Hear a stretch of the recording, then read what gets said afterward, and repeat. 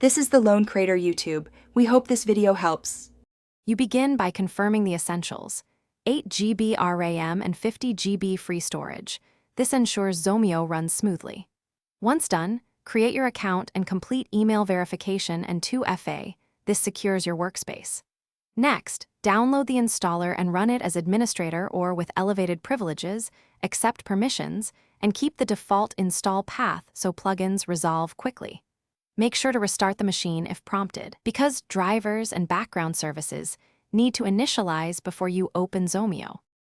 You now configure the core workflow so Zomeo performs as intended. This is where the how and why matter. Start by selecting a template, project, reports, or automation to inherit sensible defaults. Then connect data sources, paste API keys, import CSVs, or enter database credentials because live inputs drive outputs. Once connected, define roles, assign permissions, and set the cadence, daily, weekly, or custom, so tasks trigger predictably. Make sure to test a single run to validate mappings before scaling.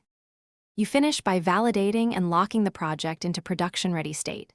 Run a full preview and inspect outputs, logs, and any error counts.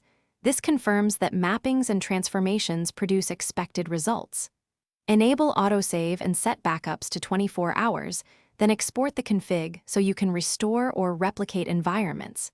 If things go wrong, check the logs first, restart the Zomeo service, and rerun with the debug flag to capture stack traces.